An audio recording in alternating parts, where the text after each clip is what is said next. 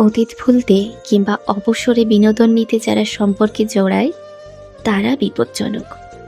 এরা নিজের সুবিধা আর স্বার্থ ছাড়া দ্বিতীয় কিছুই ভাবে না।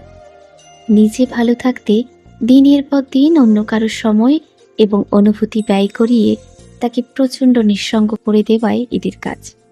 ওরা ভালোবাসে না, ভালোবাসার ভান করে মাত্র। অবসরে নিজের নিঃসঙ্গতা দূর করতে এরা মানুষের আবেগ এবং বিশ্বাস নিয়ে খেলা করে। খেয়াল করে দেখবেন, এরা নিজের সুবিধা অনুযায়ী সময় দেয়। আপনার মন খারাপ, একাকিত্ব কিংবা প্রয়োজনে এদের নাগাল পাবেন না কখনোই। আপনার অনুভূতি, সময়কে ব্যবহার করে যখন এরা আপনার প্রতি আগ্রহ হারিয়ে ফেলবে, তখন আপনাকে অ্যাভয়েড করা শুরু করবে। প্রচণ্ড লেভেলের মাইন্ড গেম খেলে এরা। নিজের কোনো প্রকার দোষ না রেখে সম্পর্ক থেকে অনায়াসে বের হতে এরা ব্যস্ততা আর পরিস্থিতির অজুহাতের নাম করে এড়িয়ে চলে, যাতে আপনি নিজেই সম্পর্ক থেকে সরে যান।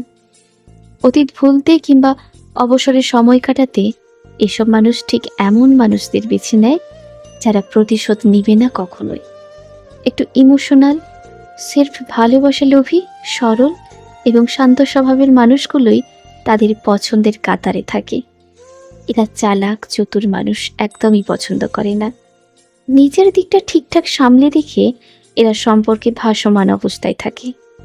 যে কোনো মুহূর্তে এরা সম্পর্ক থেকে নিজেকে বের করে নিয়ে আসার ক্ষমতা রাখে। এসব ভণ্ড মানুষগুলো ঠিক যেমন চায় তেমন না হলে এরা সম্পর্ক রাখে না।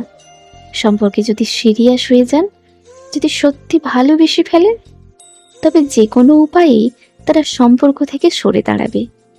এরা চায় ঠিক এদের মতোই জাস্ট টাইম পাস করে এমন মানুষ। সিরিয়াস হয়ে গেলে বাস্তবতা, পরিস্থিতি আর পরিবারের অজুহাত দিয়ে এরা সম্পর্ক থেকে মুহূর্তেই সরে দাঁড়ায়।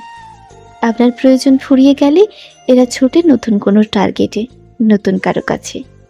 এরা কারো জীবনে স্থায়ী হয়ে আসে না।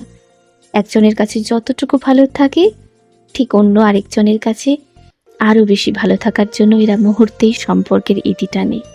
এরা ভাসমান। এদের বিশ্বাস করে নিজের ধ্বংস নিজে ডেকে আনার কোনো মানে নেই।